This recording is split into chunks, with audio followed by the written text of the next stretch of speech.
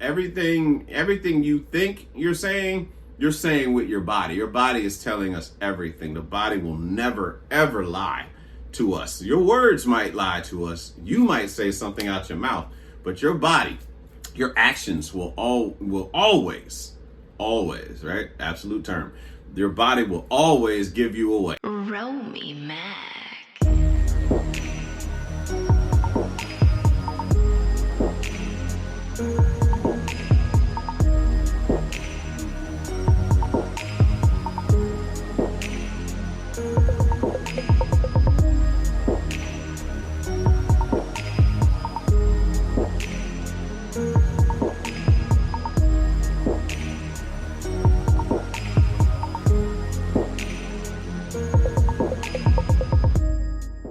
What do you believe is the biggest challenge or hurdle that men face today? The biggest hurdle, challenge is, I would say, understanding what it is to even be man. And by that, there's been changes in our society as far as how a man is to carry himself. And we've seen it very prominent in the last 40 years. But more so a man being more passive, right? Us as men being more passive. And I can say that I remember a time where I was definitely trying to people please and essentially turning into the son that my significant other, lady I was seeing, didn't have. A grown person that, was trying to appease her every waking desire, everything she wanted, whatever she needed. I was going to try to do that. And for us men, it seems very simple. For some of us, it seems as if, all right, well, all I have to do is what she asks, and life is good. That's as simple as a man can get. However, there is a time where it would be nice if you did it without me asking. And there that goes. There's that fucking riddle of there's that mystery of human relations where it's like it'd be better if we just said what we wanted, said what we needed.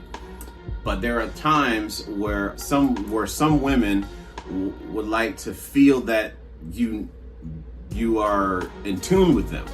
You know what I'm saying? And while all that's great and good, assumptions, are endless. Assumptions are endless.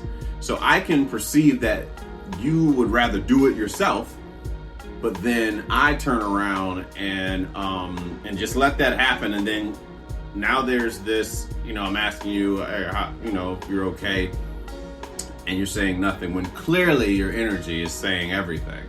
And some people believe, and it's not just even with just women to do that. I would say a lot of us, like us men, us males, when we operate in our feminine, we want our spouse to kind of just figure out what the fuck is wrong with us to prove their love to us, which is the most, it's a retarded way of thinking, but that's a child's That's something a child would do, regardless whether it's man or woman. It's something a child would do.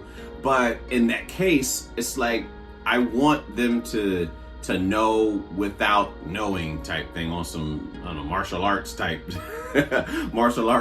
knowledge to have in your mind. But there's this thing where, all right, well, you know what? I'm going to try to take charge in our relationship. I'm going to take charge in dating you and all this stuff. And then you get hit with the, well, I don't need a man to do this for me. Okay. So here's the hurdle. Another part to the hurdle is like, you want to still be courted in a traditional manner, but you want to do non-traditional shit. As far as like, I got it. You don't want nobody to open your door for you. You don't want anybody to as far as saying, hey, I would like for you to wear this, for this outing or whatever it is. But when it comes time to certain other things, now you want tradition. So, and it's a total conundrum. It's a mind fuck, if you will. Like having someone that has these sometimes unrealistic expectations of you, and then when you attempt to lead, when you attempt to do what considered to be courting or trying to show chivalry and all that stuff, I got it. I'm my own woman. I'm strong and independent. The most toxic shit I believe a woman can say, because why do you have to announce it? How would that be if a man walked into a room and said, I'm the alpha male, I'm strong, and I'm all this shit? No, you don't have to say it. It's evident. We can see it in your behavior. Everything you think you're saying with your body. Your body is telling us everything. The body will never, ever lie to us. Your words might lie to us. You might say something out your mouth, but your body, your actions will always, right? Absolute term. Your body will always give you away. And it's just how we're wired as humans. But I find that to be like a hurdle, man. I think that's a hurdle because it's like, all right, well, we want to be whatever it is just to get you. And that's a lot of the case, a lot of guys are believing that they have to get this thing in order to get this thing, and building that up and how society has changed over time, where this used to be enough, you know what I'm saying? A typical 9 to 5 and all that stuff. And, you come home, take care of your family, all that was good. And then it came time where women started to get 6-figure jobs and all that stuff too, which is fine. That's great. Love all of that. But how are you going to feel when you're with a woman who makes more money than you? And that's the case for some of us, you know what I'm saying? Based off of the profession that they fell into. So it's like, all right, well, how do I navigate that? How is she going to behave? And this is my mindset. And I spoke about it a few times on previous shows from previous years, but a woman making more than you is not the issue. It's the mentality that comes with that once she makes the money. And that's another hurdle. And finances, from my understanding, I've never been married, but finances becomes an issue a lot of times, as far as like whose money's this and whose money's that and all that. And then so now you have so some situations you have women that are the breadwinner, right? They are the breadwinner, and then they want to give a role of authoritarian to a man that is not equipped with those skills, right? You know what I'm saying? Like somebody that's not a reliable leader, that lacks leadership skills, but you want him so bad to do that. And that's that there's a struggle, because his insecurities are gonna they seep out, and then you have to do everything. You're that woman that does everything for your family, but you give the man of the house all the credit for whatever reason that is. I'm not going to assume why it's done, but there's that. And then there's the opposite. Then there's the guy that is like the breadwinner. And then what he does is you end up in a relationship with a woman that's like, ain't nobody gonna tell me what to do and all that other shit. So it's like, all right, well, I'm attempting to lead you. I'm attempting to show you that you're covered, you're protected, and all these things. But you are hell-bent and determined on just being very defensive and keeping up the resting bitch face and operating in your masculine and all those things. And it's like, all we want to do is just be there for you, to cover you and all that stuff. But because of what you've been through, you're not allowing that type of love in. And all of us are guilty of like rejecting an unfamiliar form of love that might even be healthy to us. But it's because of what we're used to, man. We're in survival mode, man. But yeah, I see that as a hurdle for us as men to kind of figure out how are you supposed to gauge women in today's society? How are you supposed to carry yourself without coming off as some, that bullshit toxic masculinity or what have you? There's that. I'm speaking from my standpoint of somebody that is, that like dating and whatnot. I'm not married.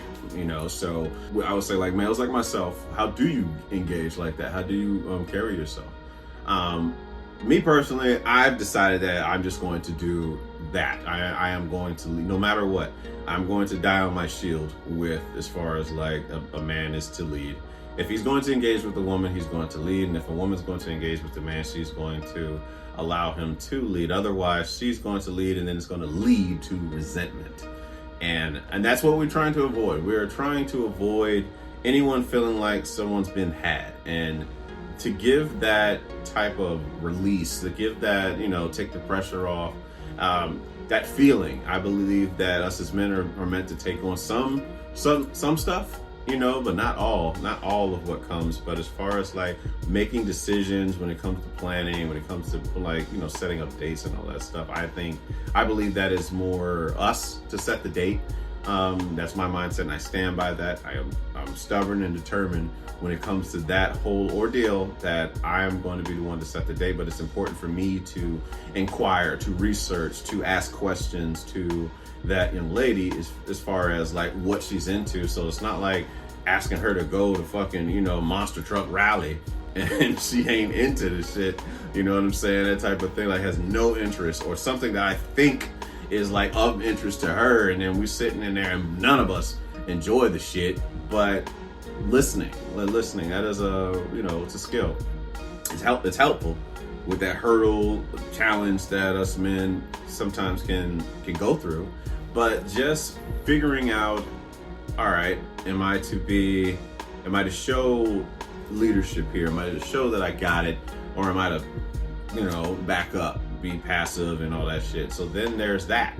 So when you decide that, all right, she got it, I'm gonna let her do it. And then there's that later on being upset because you did not act on something, but you wanted to do it. You pretty much carry yourself like, I got it. Like, there's nobody trying to help a man. If a man is carrying like a lot of bags and shit and he acting like I got it, ain't nobody trying to help them. It's the same thing for a woman. When you act like can't nobody help you, don't nobody want to do nothing for you, eventually people gonna stop.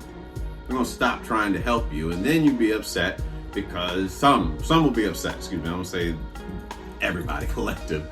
But then you'll have that whole thing where I'm upset and you feel like, oh, you didn't help me. But you carry yourself like you got it. And you get upset when people try to help you. Can't have it both ways. I know that. I've done that. I did that in my 20s. I was very much like very defensive, man. I'm sure my best friend can vouch for that. Like, he tried to help me so many times early on in our friendship, you know what I'm saying? And I just kept being on the defense. Nah, I'm good, man. Why you always asking? That type of shit. And eventually people gonna stop. They're gonna stop trying to ask you if you need help with some shit. And then you play victim, like, why you ain't help me? So it's like, no, you gave us enough hints, and we finally took the hint that you don't want my motherfucking help. So that's just what it is. But there's that confusion, man. And it's commonly, like I said, with some women where there's that whole thing, I got it.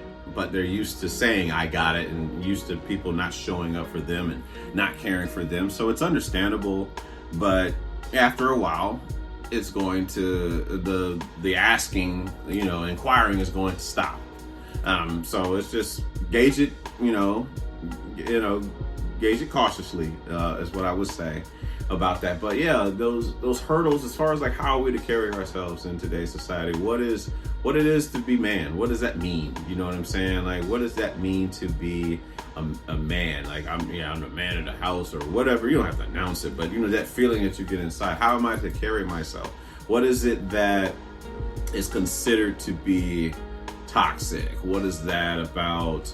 You know, just being there. There's many perspectives as far as like what a man is. You can tell that just by a lot of the things that a lot of us males do when we believe we're being a man. Like, some of us believe like, being macho and like yelling and shit is like to be a man. Some believe that being a man is, being the ultimate nice guy and, trying to do everything for a woman.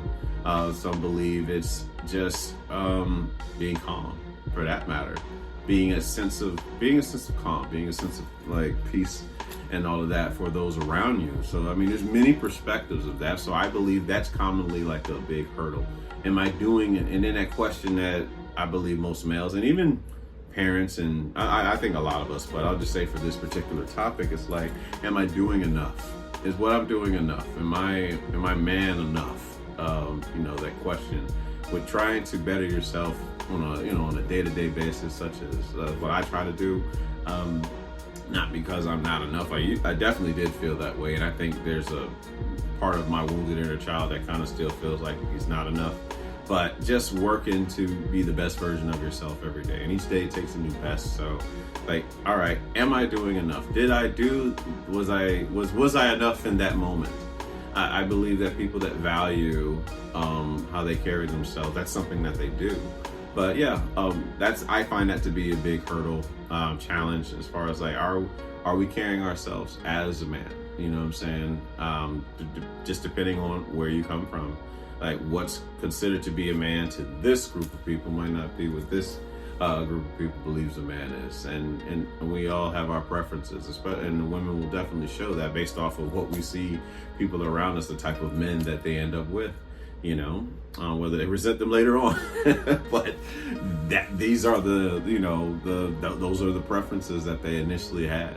But I look at that as as the biggest hurdle or challenge for men today is just figuring out what it even means to be a man in general.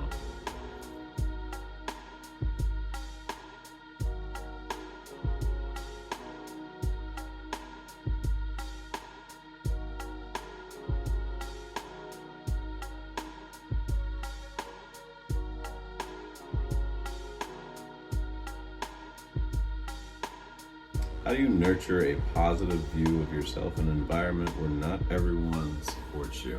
Well, when you're in a position, when I'm in a position to where I'm around a lot of negative people and I have no way of getting away from them, like let's say it's a family vacation or family or friend vacation, or at work, like you're at work and you have to work with someone who constantly is a negative Nancie.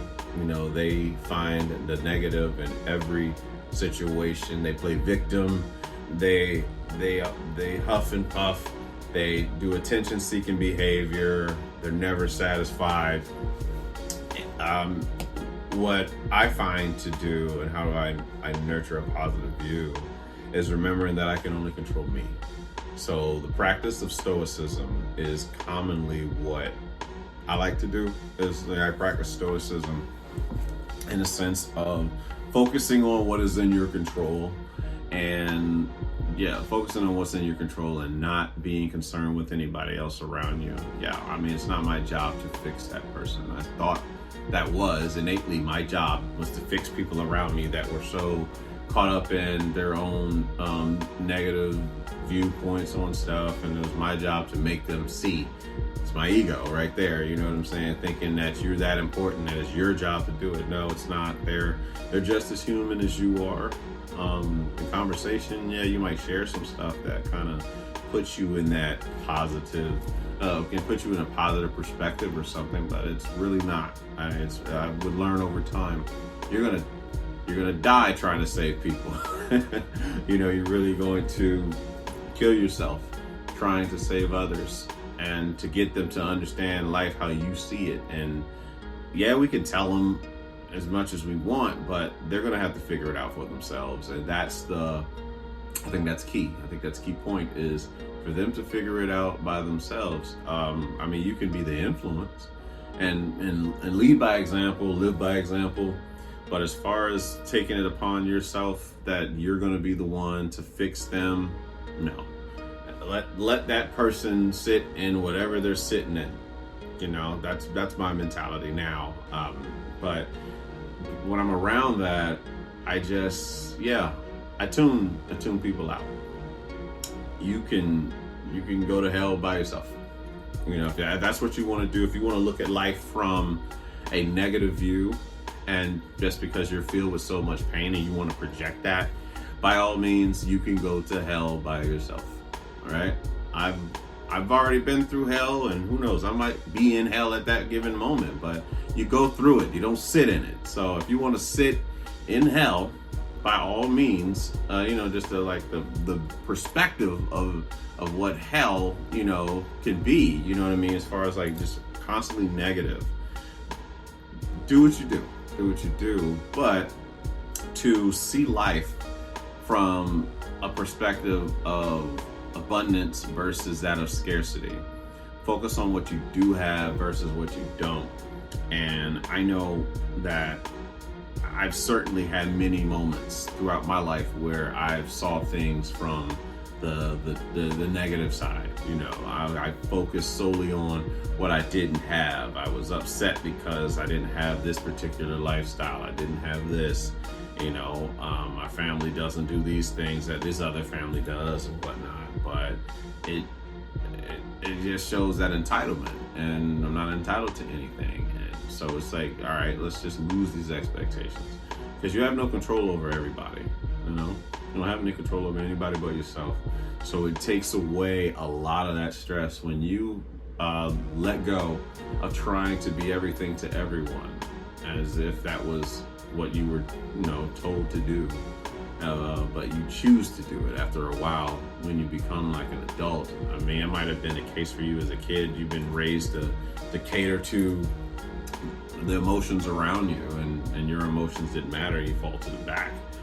But now you're an adult, and now you can choose how much you put on your plate. And it's not your duty to take care of other people, other grown people. Now your kids, of course, that's one thing. But as far as like other grown people around you, it is not your job to cater to their, it's not your job to cater to their emotions, to their insecurities, to them projecting their pain. No, it's okay. You have your own boundaries, you have your own interests, you have your own things that you want to do, and you can do that.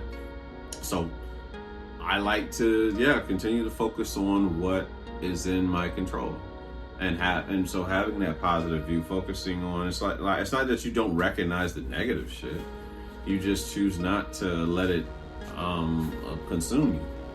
And some of us can be consumed, and we just feel like somebody's coming to save us. You feel entitled to such things, and it's like, all right, all I gotta do is just sit and wait, and then things are gonna change for me. No, you have to. Nothing changes until you change. That is, Jim Rohn is very big about that. It's like nothing's going to change in your life until you decide to change. If you want to sit in the toxicity of your life, and you think something is going to magically come by and it's just going to change, no, the cycle is going to continue until you break it. And it's tough, but some of us have to hear it. We have to hear it and go through it really to see that nothing's going to change until I change, until I make a decision that I'm going to change. And if you don't, then you're going to get the same hand dealt to you. Wondering, you get the same deck of cards and wondering why you keep getting the same 5 cards. Nothing changed. You didn't change the cards that were dealt, but you have the power to do so. You have the power to make change in your life. Now, it's going to shake some people up. Don't get me wrong. There's a lot of people that are relying upon you doing the same things that you've been doing. But when you start doing shit for yourself, sometimes you're going to piss some people off. You really are. You're going to piss some people off. They're used to you being a certain personality, But then when you decide to do something better for you, they benefited from that personality, so they get upset because they no longer feel that control that they thought they had over you. And that's not your problem, you know. You're more so, your focus is to better yourself. So when you're around negative environments, just remember what lies in your power. That's it. What's in your control is your power. That's your focus. Your focus is like what you can do. You know, what control do you have on a situation? There's nothing you can do about your boss that refuses to be kind. You know, you have no control over that, but you can control how you respond to them. You control if you let it get to you, and it's up to you. That's totally up to you. Nothing, if it's not physical, you have control over it. Somebody can say some hurtful things to you, but if you don't agree to it, and if you don't believe it, it won't affect you. Now, it's challenging because a lot of us are trained to respond to when people say something towards us. Like, our ego is just ready to defend us, but why do we have to care? We really don't have to care as much as we believe our ego wants us to. So I look at, that's a way, you know, that's how you nurture a positive view when you're in a negative environment. You don't have to respond to anything. Everything is a choice response. As far as what a person says to you, what they try to do to you, you don't have to respond to them. Focus on yourself. You know, there's enough life to go around, as I like to say. There's enough life to go around that you don't have to indulge in people who try to project their, you know, insecurities and pain onto you. They're just sleepwalking in their pain. And you're an innocent bystander. So have grace, but have boundaries when you deal with people like that. But that's how I nurture a positive view in a negative environment.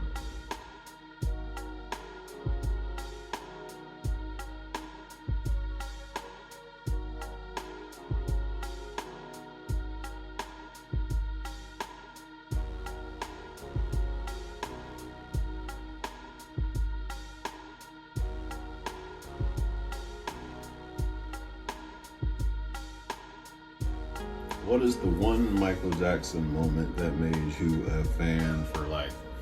The Michael Jackson moment that made me a fan for life would be... The Michael Jackson moment that made me a fan for life would be watching Michael Jackson moonwalk.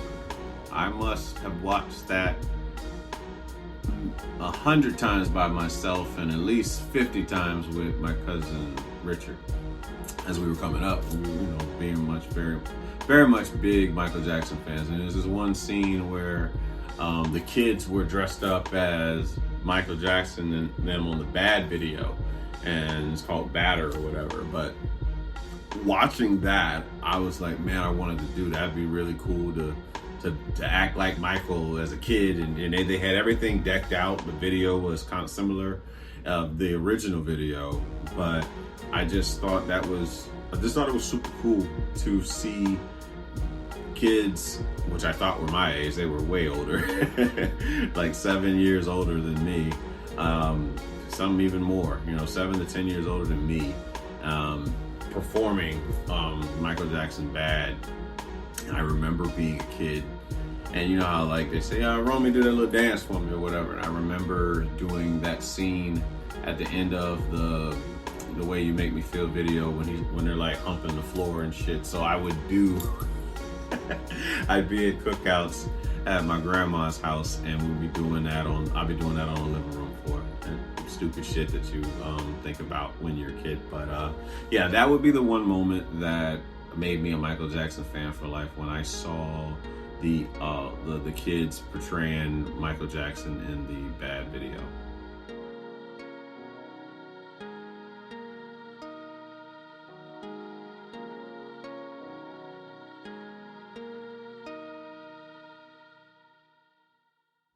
What messages did you receive about being a man when you were growing up? Well, initially, the concept of a man doesn't cry, so do everything you can. You don't be a punk. That's commonly what you heard, I would say, around my community and stuff like that. Don't act like a punk. Don't be a punk crying and all that stuff. If you acting like a punk, like it come time to getting on roller coasters and you crying because you don't want to go upside down because you've never had it done. Man, Rome, you acting like a punk.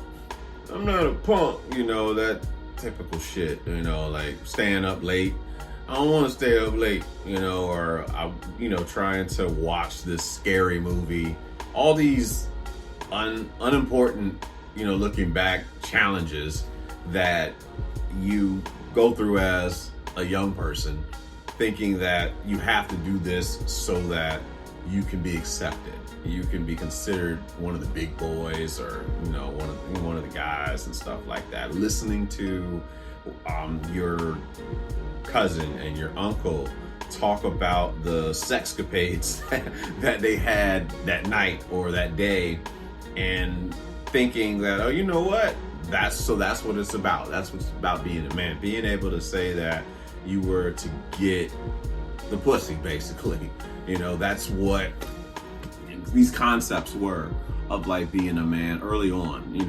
Not something that, not the logical stuff, not the more in-depth means of what a man is to be, but a man is to work.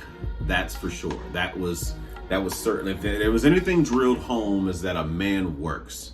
And a man, like, we hear all the time, like in Medea films, like a man who does not work does not eat and stuff, but there's that whole concept of putting in the effort, I said, I don't recall the time where I've ever heard, my father complain about having to work. We just did it,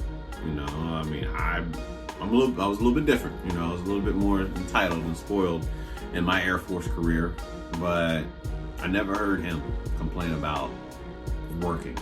He just did, and it would be odd hours a lot of times. So I knew that in what I got indirectly, it wasn't necessarily said to me, but indirectly understanding that a man is to work. So to put in that effort, to get up, whether it's 4 a.m, whether it's 5, whether it's 6, whatever the hours are set, you make sure that you're there for work. So a man meant that you work. A man meant to pay his child support and take care of his kid. That was the mentality that my understanding was. That was my biggest fear too. Becoming a young parent is like, I don't want to go to jail. That's all I could think about. I thought about like, if you don't pay your child support, you're going to go to jail. So that was that used to be like one of my biggest fears, is like, I don't want to ever be in a position to where it's like I didn't financially take care of my kid, and so that's what I focused on. I focused on, all right, I'm going to go out, I'm going to get the money, and then whatever you need the money for, whether that's to, the mother of my child, my parents when they took care of her, or whoever, whatever you need, I want to be in a position to where I'm able to facilitate that. And so those were like a lot of messages that I got early on, like I said, early on in life. And also a man is to, I learned that one, it was prom night, man. And I learned that a man is to pay the bill. I got, one of my friends' parents, a woman, she was like, because I didn't eat anything, I was broke, I didn't have anything. But she got on me because I did not pay for my prom date's, meal at IHOP. Tore into me, you know what I'm saying? I never really kind of, experienced that before, but I understood it later on. Maybe not a fan of the delivery that was given, but I understand that later on, to like what it means to court. That doesn't mean like all the time, any woman that values you and knows that like you have no problem trying to pick up the bill, any woman of value will from time to time be like, you know what, I got that shit. And early on, me as a man, in my own insecurity, I wouldn't allow that. I would throw a fit if a woman tried to pay for the bill. But it's just understanding the appreciation of it, for you doing what you do. This is a way of showing that appreciation for you, and it took some growth with that. part of getting old and being indifferent about things and not honing it into what a man should be type shit, you know? Having those insecurities kind of dissolve when you believe like, all right, cool, this is what it is. Because I couldn't see myself in a situation where a woman pays everything for me, man. Like I wouldn't even, that to me, I just wouldn't feel comfortable with that. I wouldn't be comfortable being with a woman who paid for every fucking thing. Like she pays when we go out to eat. She pays for the vacation. She pays whatever, like, you know, she does everything. I wouldn't feel, I wouldn't feel okay with it. For lack of better words, I wouldn't feel okay with a woman paying for every fucking thing like that. You know, that's just how this is what I believe, you know what I'm saying? I believe it's more of it's a give and take, but I lead type thing. You know what I'm saying? Like it's not, for me, it's not 50-50 because we're never going to be equals. We're just not going to be equals, and that's not like I'm better than you type thing. It's just the way that the world is designed. It's the way our world, it's the way things in life go. You know what I mean? A child and a parent, a child is not equal to a parent. You know what I'm saying? Like there's a parent's job to lead that kid in some way, shape, or form. At work, you have a boss and you have subordinates, and hell, even in your friend group, you got the one that, you know, tends to make the decisions and everybody else tends to go along with it. Like there's hardly ever a time to where there's that type of equality. You know what I'm saying? Like it's not a better than, it's just like it's a lack of equality. Like I don't believe that women feel treated equal here in America, or definitely not overseas. I don't believe black people are treated equally in America. I don't believe Latin people, you know, white women, Asian women in general are not treated equal. Men, some men are not treated equal to other men. You know what I'm saying? Like there's this whole idea of 50-50 is an illusion, and it just sounds good. It does sound good, but somebody has to lead. And if anybody's going to lead in a relationship, I believe that a man is to do that. That's just me. In my mentality with that. And whatever anyone does, it's not to shit on you by any means. I'm not shaming you by any means. I'm referring for what's a preference for my life, not for yours. But it's like it's no right and wrong thing. I'm not saying what I'm doing is right, and I'm not saying what you're doing is wrong, and vice versa. What I'm saying is that this is the preference for my life and how I choose to carry myself with that. And it's just more so that respect for really respect for the feminine, man, is to kind of build myself up enough to where that I can be there to provide for the feminine to the best of my ability. That's what I believe one of the duties of man, in my mind, that I've made for myself. You know, there's no book on it. It's just something I decided, you know, that I'm going to take care of the feminine. Now, as far as like I said, you know, when it comes to the masculine yo-yo, no one helps men. So why would anybody help you if you act like you got it?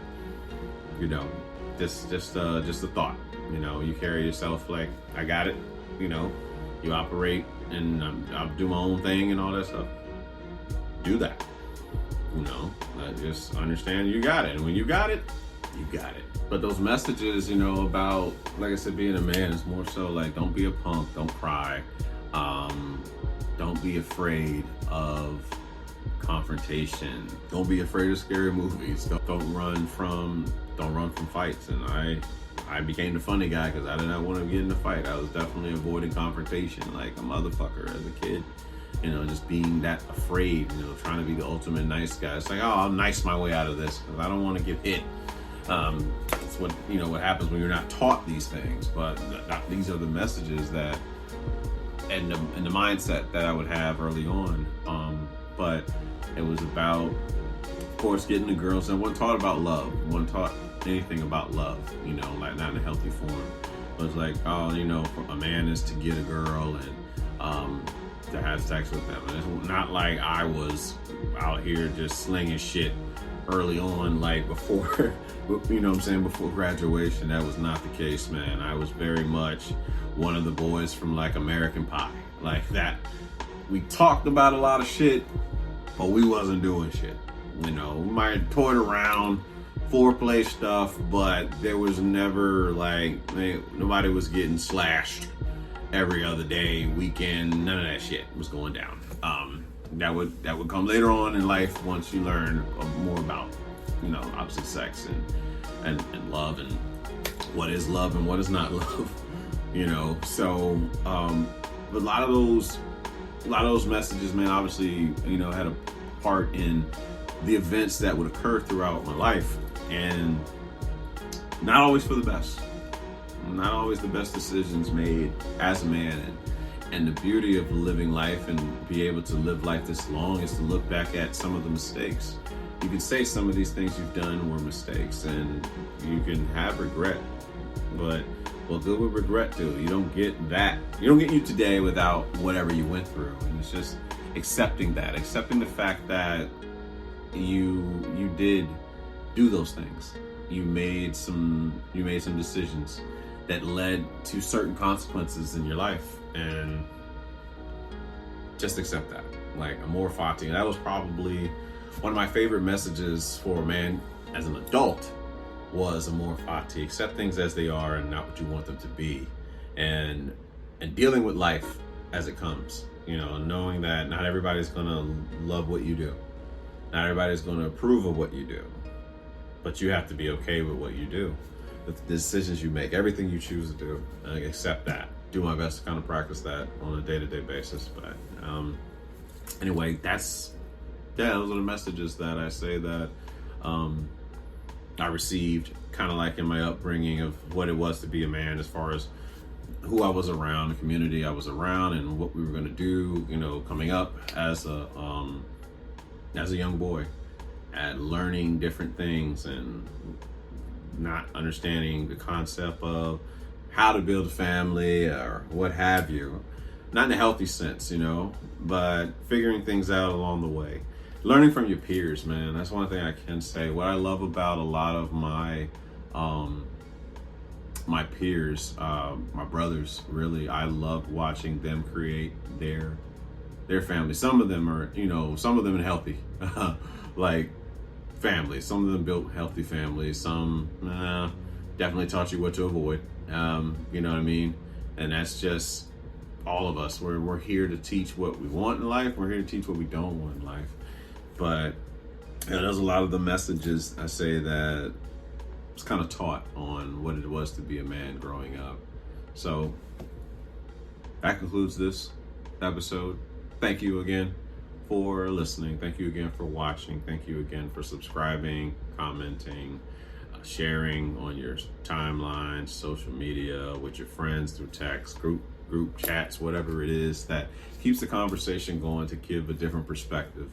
And maybe you agree with some, maybe you disagree. All in all, the conversation is had. But I'm Romeo Mac. This is Ask Rome, and I'm out. Good night, kids.